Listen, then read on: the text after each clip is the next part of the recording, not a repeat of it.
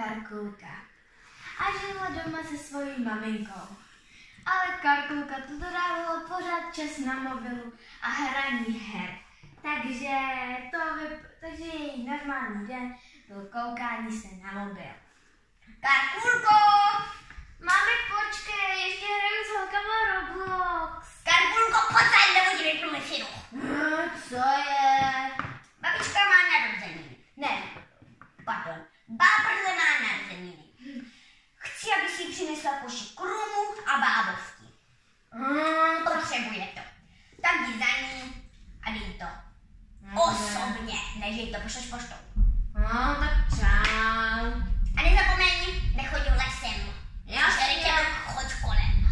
Jasně, já nepůjdu lesem. No to doufám. Ty vole, vsaď si, že půjde lesem.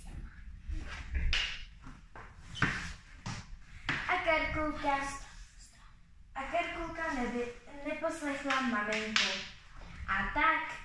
A místo toho, aby poslechla, tak šla lesem. Baf!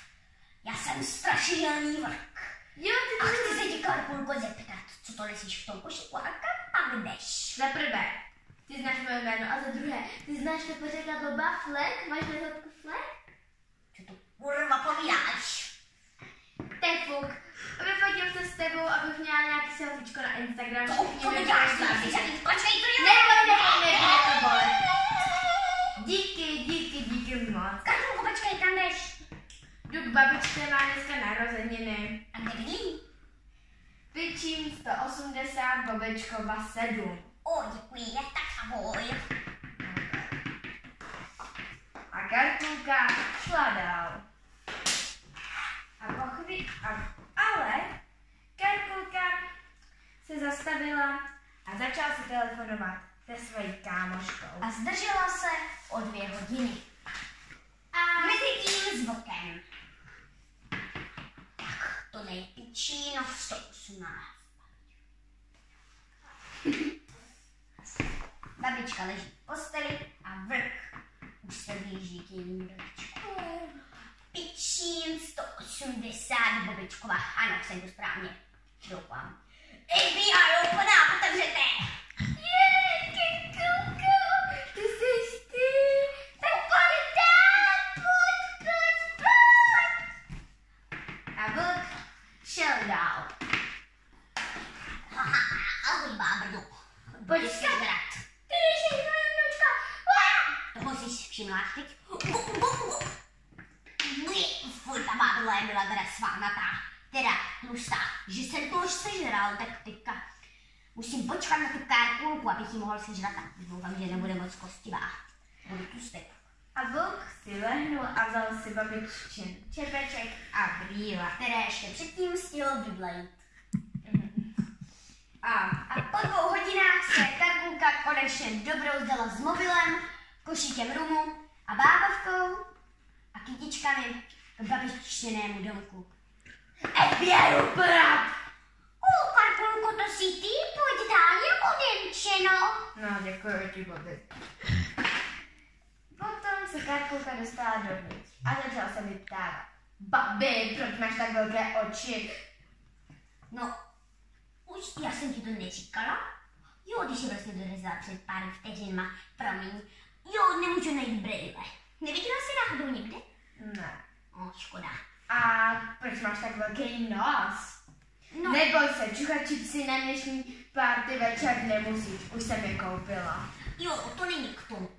To mám, abych cítila, jestli si se ten týden mila a jak čuchám, tak jsi nemila 2 roky. Šprndino, jedno, hnusy, nepřibližuj se ke mně. A babi, proč máš tak velké uši? Vypadá to, jako kdyby tě někdo upravil v té nové aplikaci. Ježišmarja, ne, žádný aplikace, fuj! To mám od toho, aby slyšela přes celý les. A víš, co jsem všechno slyšela? Slyšela jsem pouze brektání o nějakém tvým hnusným Robloxu s tou pitomou kamarádkou. Fuj. A proč jsi tak chlupatá? Ty se snad týden nehojlila. Jo. Pardon.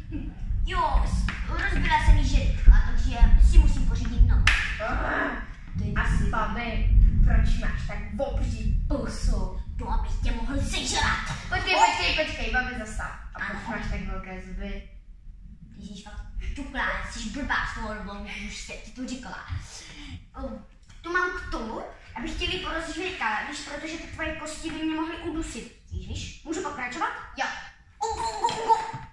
A to bude lehká kořist. Bože, už to cítím, už se nadýmám, budu tlustá jako v Harry Potterovi. Říkám to, že jo? Harry Potterovi, pardon. Tak. A vlk sežral i babičku a Karkulku.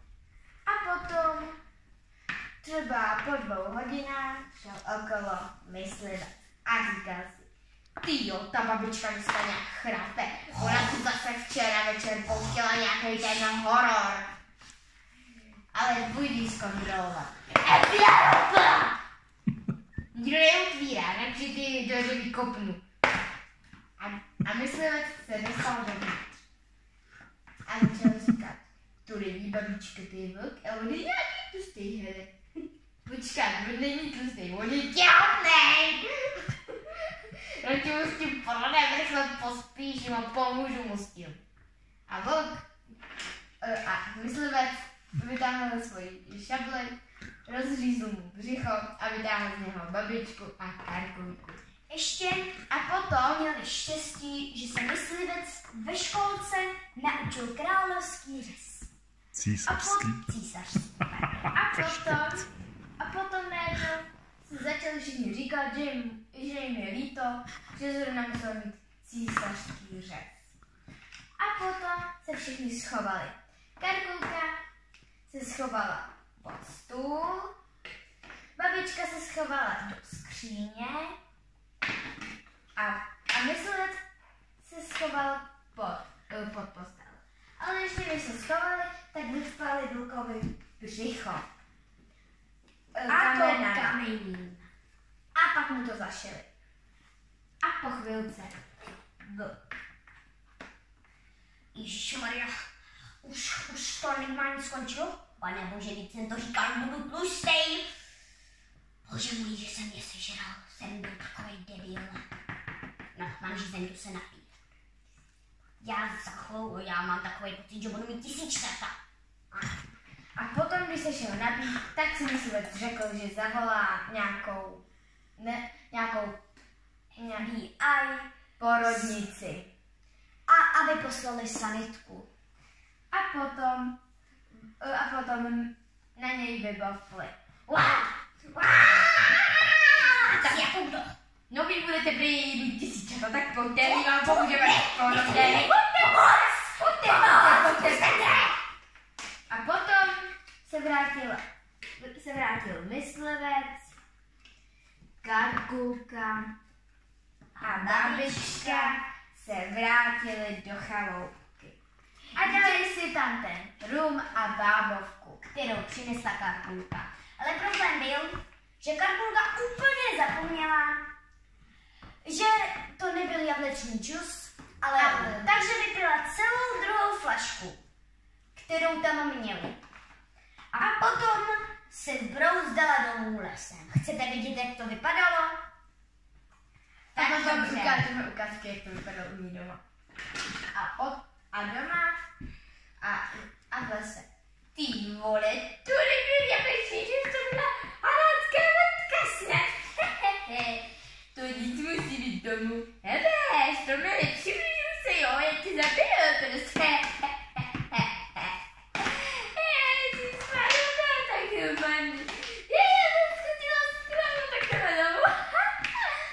A když dorazila domů, tak na ní máma měla hodně velký vztek.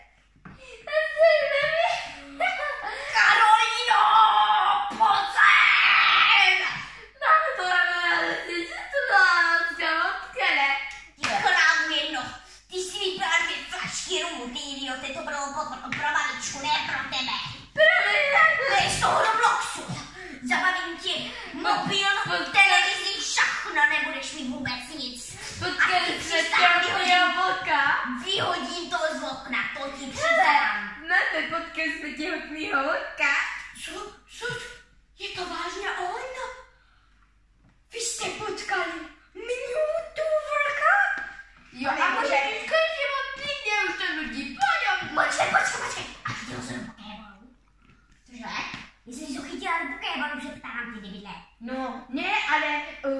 myslivec mu rozřízl břicho pokébalem. Tak to dobře. A kolik dětí měl? No, měl babičku. Pane bože. Divuny měl.